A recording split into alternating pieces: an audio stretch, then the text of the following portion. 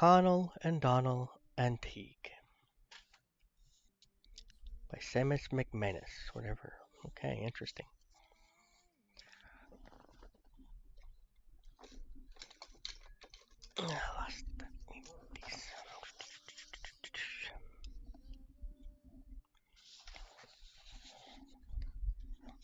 Once there were three brothers named Conal, Donal, and Taig. They fell out regarding which of them owned the field of land. One of them had as good a claim to it as the other, and the claims of all of them were so equal that none of the judges, whomsoever they went before, could decide in favor of one more than the other.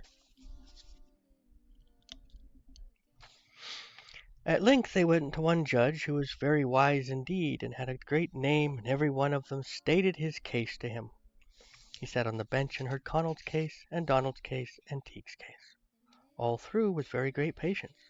When the three of them had finished, he said that he would take a day and a night to think it all over. And on the day after, when they were all called into court again, the judge said that he had weighed the evidence on all sides, with all the deliberation it was possible to give, and he decided that one of them hadn't the shadow of a shade of a claim more than the others. So he found himself facing the greatest puzzle he had ever faced in his life. But, he says, no puzzle puzzles me long. I'll very soon decide which of you will get the field, and you seem to me but three pretty lazy-looking fellows, and I'll give the field to whichever three of you is the laziest. Well, at that rate, said Conal, it's me gets the field, for I am the laziest man of the lot. How lazy are you? Said the judge. Well, said Conal, if I were lying in the middle of the road and there was a regiment of troopers coming galloping down it, I'd sooner let them ride over me than take the bother of getting up and going to the side. Well, well, said the judge, you are a lazy man surely, and I doubt if Donal or T can be as lazy as that. Oh, faith, says Donal, I'm just every bit as lazy. Are you? Said the judge. How lazy are you?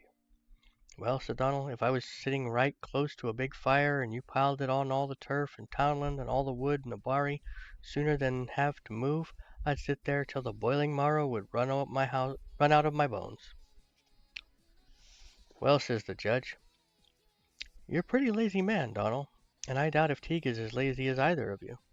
Indeed, then, says Teague, I am every bit as lazy.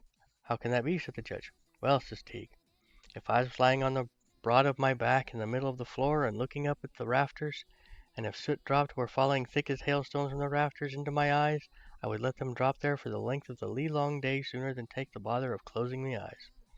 Well, said the judge, that is very wonderfully entirely said. I'm as great a quandary as before, for I see you are three laziest men I've ever known, and since the world began, and which you have the laziest certainly beats me to say. But I'll tell you what I'll do, said the judge. I'll give the field to the oldest man of you. Then, said Conal, it's me gets the field. How is that? Says the judge. How old are you? Well, I'm that old, said the Conal, that when I was 21 years of age, I got a shipload of awls, and never lost nor broke one of them. And I wore out the last of them yesterday mending my shoes. Well, well, says the judge, you sure are an old man, and I doubt very much if Donal and Teague can catch up to you. Can't I? Said Donal. Take care of that. Why, said the judge, how old are you? When I was 21 years of age, I got a shipment of needles, and yesterday I wore out the last of them mending my clothes. Well, well, said the judge, you are very, very old men, to be sure, and I'm afraid poor Teague is out of his chance anyhow. Take care of that, says Teague. Why, said the judge, how old are you? Then Teague says, when I was 21 years of age, I got a shipload of razors, and yesterday I had the last of them worn to a stump shaving myself. Oh, said the judge, I've often heard tell of old man, he says, but anything as old as the three of you has never known since Methuselah's cat died. The likes of your ages? Said, I never heard of tell. And when one of you is the oldest, and surely beats me to decide, I'm in quandary again. But I'll let you know what I'll do. I'll give the field to whichever you remembers the longest. Well, if that's it, Conal, it's me gets the field, for I mind that time if a man tramped on a cat, he used to give a kick to console it. Okay, that was a mouthful and didn't make a lot of sense.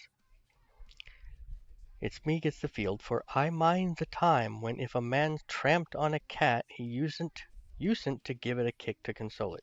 Okay, so if you stepped on a cat, you didn't kick it to console it? Okay, that's kind of... Alright. Well, if that's it, Conal. Well, well, well, said the judge. That must be a long mind entirely, and I'm afraid, Conal, you have the field. Not so quick, says Donal, says he, for I mind the time when a woman wouldn't speak an ill word of her best friend. Well, says the judge, your memory, Donal, must be entirely a wonderful one if you can mind the time. Teague, says the judge, I'm afraid your memory can't compare with Donal and Conal's. Can't it, says Teague. I'll take care of that, for I mind the time when you wouldn't find 9 liars in a crowd of 10 men.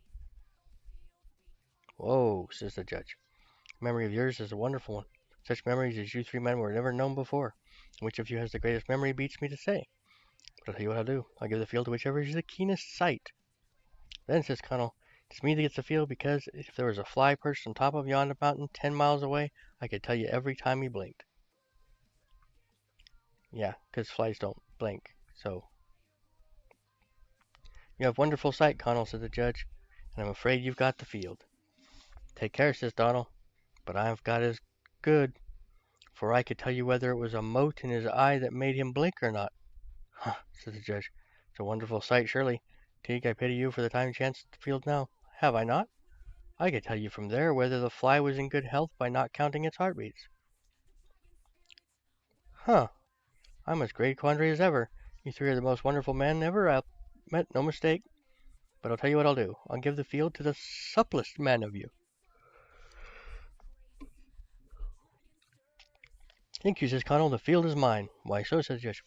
Because, Conal, says he, if you filled that field with hares and put a dog in the middle of them, and then tied one of my legs up to my back, I would not let one of the hares get out. Then, Conal, I think the field is yours.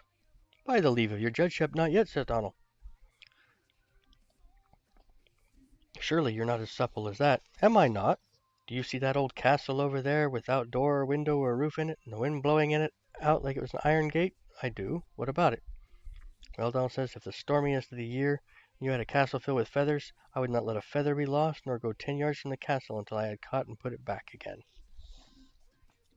Well, surely, said the judge, you're the supplest man, Donal, and make no mistake. There's no chance for you now. Don't be too sure, says Teague. You surely couldn't do anything equal to those things, Teague. I can shoe the swiftest race horse in the land while he's galloping, even at his topmost speed, by driving a nail every time he lifts his foot. Well, said the judge, surely you are the 3 most wonderful men I ever did meet. The likes of you was never known before, and I suppose the likes of you never will be again seen on earth. There is only one other trial, says he, and I'm afraid if this doesn't decide, I'll have to give up. I'll give the field, he says, to the cleverest man among you. Then, says Conal, you may as well give it to me at this once. Why, are you clever, Conal? I am that clever. I am that clever that I would make a skin-fit suit of clothes for a man without any more measurement than to tell me the color of his hair. And boys, says the judge, I think the case is decided. Not so quick, my friend, says Donal. Not so quick. The judge, surely you're not as clever than that. Am I not? Why, says the judge, what can you do, Donal? Why, says Donal, I would make a skin-fit suit for a man to give me no more measurement than let me hear him cough. Well, says the judge, cleverest of you 2 boys you've ever met. Teague, poor Teague, whatever chance do you have up against these 2? I'm very sorry for you, but you have no chance. Don't be so very sure of that, says Teague. If I was the judge, and too stupid to decide a case to come up before me, I'd let that clever that I'd look wise and give some decision. Teague, says the judge, I've got this case decided and deliberated upon, and the laws of the right and justice I find and not decide that you get the field, Teague. Wow. Brought the judge's judgment into question.